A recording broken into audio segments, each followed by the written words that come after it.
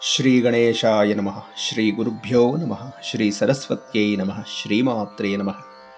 ಎಲ್ಲರಿಗೂ ನಮಸ್ಕಾರಗಳು. ಆತ್ಮೀಯರೇ, ಸೌಂದರ್ಯ ಲಹರಿಯ 86ನೆಯ ಶ್ಲೋಕ. ಮೃಷಾ ಕೃತ್ವಾ ಗೋತ್ರಸ್ಖಲನಮಥವೈಲಕ್ಷಣಮಿತಂ ಲಲಾಟೆ ಭರ್ತಾರಂ ಚರಣಕಮಲೆ ತಾಡಯತಿತೆ ಚಿರಾದಂತಶಲ್ಯಂ ದಹನಕೃತ ಮುನ್ಮೂಲಿತವತ ತುಲಾಕೋಟಿಕ್ವಾಣೈಃ ಕಿಲಿಕಿಲಿತಮೀಶಾನ ರಿಪುಣ.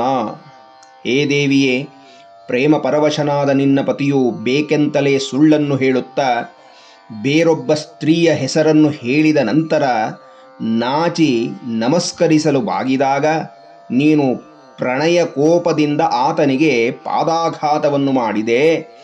ಇದನ್ನು ಕಂಡಂತಹ ಮನ್ಮಥ ತನ್ನನ್ನು ದಹಿಸಿದ ಕೋಪಕ್ಕಾಗಿ ಪ್ರತೀಕಾರ ತೀರಿಸಿಕೊಳ್ಳುತ್ತಿರುವನೇನೋ ಎಂಬಂತೆ ನಿನ್ನ ಆ ಕಾಲುಂದಿಗೆಯು ಕಿಲಿಕಿಲನೆ ನಗುತ್ತಿದೆಯಮ್ಮ ಅಂತ ಹೇಳಿ ಈ ಶ್ಲೋಕದಲ್ಲಿ ಶ್ರೀ ಶ್ರೀ ಶಂಕರ ಭಗವತ್ಪಾದರು ಅಮ್ಮನವರ ಗೆಜ್ಜೆಯನ್ನು ವರ್ಣನೆಯನ್ನು ಮಾಡಿದ್ದಾರೆ. ಆತ್ಮೀಯರೇ, ಇದೊಂದು ಶಿವಪಾರ್ವತಿಯರ ಪ್ರೇಮ ಪ್ರಣಯ ಪ್ರಸಂಗದ ಒಂದು ಸಂದರ್ಭವನ್ನು ಕಾವ್ಯಾತ್ಮಕವಾಗಿ ವರ್ಣನೆ ಮಾಡಿದ್ದಾರೆ ಎನ್ನುವುದನ್ನು ತಿಳಿಯಬೇಕು. ಇಷ್ಟು ಮಾತ್ರವಲ್ಲ, ಇದು ವೇದಾಂತಪರವಾದ ಅರ್ಥವನ್ನೂ ತಿಳಿಸುತ್ತೆ.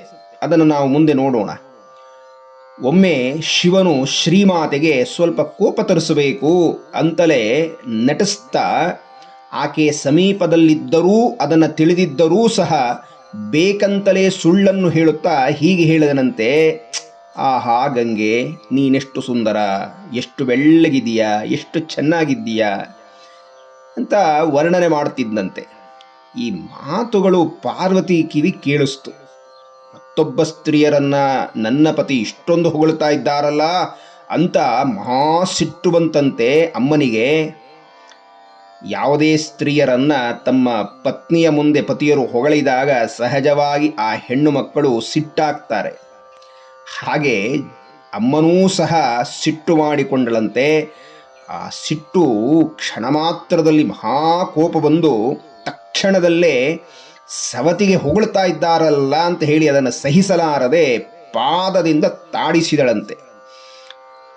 ಆಗ ಒಬ್ಬ ವ್ಯಾಖ್ಯಾನಕಾರರು ಇದನ್ನು ವರ್ಣನೆ ಮಾಡ್ತಾರೆ.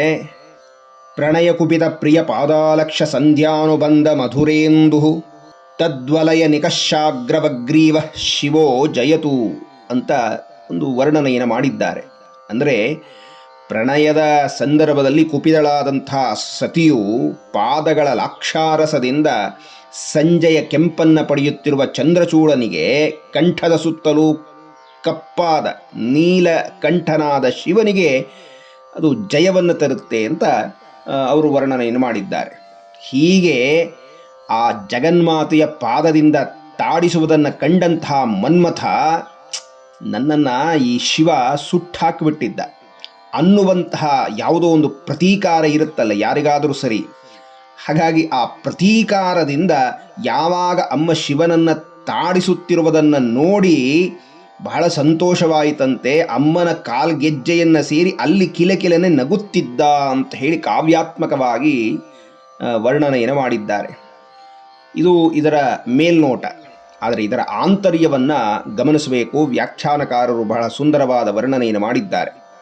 ಶಿವನು ಪರಬ್ರಹ್ಮ, ಜಗನ್ಮಾತೆ ಆತನ ಸಂಕಲ್ಪ ಶಕ್ತಿ, ತ್ರಿಗುಣಾತ್ಮಿಕಳಾದ ಮಾಯಾಶಕ್ತಿ, ಮಹಾಮಾಯಾ ಅಂತ ಲಲಿತಾ ಸಹಸ್ರನಾಮದಲ್ಲಿ ಅಮ್ಮನನ್ನು ಹೇಳ್ತಾರೆ. ಈ ಸೃಷ್ಟಿಗೆ ಮೊದಲು ಇದ್ದದ್ದು ಕೇವಲ ಪರಬ್ರಹ್ಮ ಮಾತ್ರವೇ. ಅಂತಹ ಪರಬ್ರಹ್ಮನಿಗೆ ಇನ್ನು ನಾನು ಈ ಜಗತ್ತನ್ನು ಸೃಷ್ಟಿ ಮಾಡುತ್ತೇನೆ ಅನ್ನುವ ಸಂಕಲ್ಪವಾಯಿತು. ಅವನ ಸಂಕಲ್ಪವೇ ಹೊರಬಂದು ಕಾಮೇಶ್ವರಿಯಾಗಿ ಮಹಾಮಾಯೆಯಾಗಿ ಪ್ರಕಟಳಾಗ್ತಾಳೆ. ಈಗ ಈ ಶಿವ ಮತ್ತು ಆ ಶಿವನ ಶಕ್ತಿ ಮಹಾಮಾಯೆ ಜಗತ್ ಕಾರ್ಯವನ್ನು, ಸೃಷ್ಟಿ ಕಾರ್ಯವನ್ನು ಆರಂಭ ಮಾಡಬೇಕು. ಆದರೆ ಅದಕ್ಕೆ ಬೇಕಾದದ್ದು ರಜೋಗುಣ. ಯಾವುದೇ ಸೃಷ್ಟಿ ಅಥವಾ ಮಕ್ಕಳಾಗಬೇಕು ಅಂತಂದರೆ ಆಗ ಅವರಲ್ಲಿರಬೇಕಾದ ಗುಣ ಯಾವುದು ಅಂದರೆ ರಜೋಗುಣ ಅಂತ. ರಜೋಗುಣ ಇಲ್ಲ ಅಂದರೆ ಸೃಷ್ಟಿ ಕಾರ್ಯ ಮುಂದುವರಿಯಲಿಕ್ಕೆ ಸಾಧ್ಯವೇ ಇಲ್ಲ ಅಂತ. ಹೀಗಾಗಿ ಸೃಷ್ಟಿಗೆ ಮೂಲಭೂತವಾಗಿರಬೇಕಾದ ಗುಣ ರಜೋಗುಣ. ಈ ರಜೋಗುಣದ ಪ್ರಕೋಪವೇ ಪ್ರೀತಿ, ಪ್ರೇಮ, ಪ್ರಣಯ, ಸ್ತ್ರೀಪುಂ ಸಂಯೋಗ ಅದರ ಜೊತೆಗೆ ಸ್ವಲ್ಪ ಕಲಹ ಇತ್ಯಾದಿ. ಸರಿ, ಈ ಸೃಷ್ಟಿಗೆ ಇನ್ನೊಂದು ಪ್ರಧಾನವಾದ ಅಂಗ ಸೇರಲೇಬೇಕು. ಅದೇ ಮೋಹ, ಕಾಮನೆ, ಬಯಕೆ. ಆ ಕಾಮನೆಯೇ ಕಾಮನಾದ ಮನ್ಮಥ. ಮನಸ್ಸನ್ನು ಮಥಿಸದೇ ಹೋದರೆ ರಜೋಗುಣ ಉತ್ಪತ್ತಿಯಾಗೋದಿಲ್ಲ. ಹೀಗಾಗಿ ಈ ಶಿವ ಪಾರ್ವತಿಯರ ಮನಸ್ಸು ಕದಲಬೇಕು ಅಂದರೆ ಮನ್ಮಥನು ತಾನು ಕೆಲಸ ಮಾಡಬೇಕು ಅಂತ. ತನ್ಮೂಲಕ ಈ ಸೃಷ್ಟಿ ಅನ್ನುವಂಥ ನಗು ಆರಂಭವಾಯಿತು, ಪ್ರಜೋತ್ಪತ್ತಿ ಕಾರ್ಯ ಮುಂದುವರಿಯಿತು ಅನ್ನುವಂಥ ಒಂದು ಸುಂದರವಾದ ವ್ಯಾಖ್ಯಾನವನ್ನು ಮಾಡಿದ್ದಾರೆ. ಇಂತಹ ಜಗದಂಬೆಗೂ ಪರಮೇಶ್ವರನಿಗೂ ಪರಮೇಶ್ವರನ ಸ್ವರೂಪರಾದ ಶ್ರೀ ಶ್ರೀ ಶಂಕರ ಭಗವತ್ಪಾದರಿಗೂ ಶಿರಸಾಷ್ಟಾಂಗ ಪ್ರಣಾಮಗಳನ್ನು ಸಲ್ಲಿಸ್ತಾ ಮುಂದಿನ ಉಪನ್ಯಾಸದಲ್ಲಿ ಮುಂದಿನ ಶ್ಲೋಕ ಚಿಂತನೆಯನ್ನು ನಡೆಸೋಣ. ಎಲ್ಲರಿಗೂ ವಂದನೆಗಳು, ನಮಸ್ಕಾರ.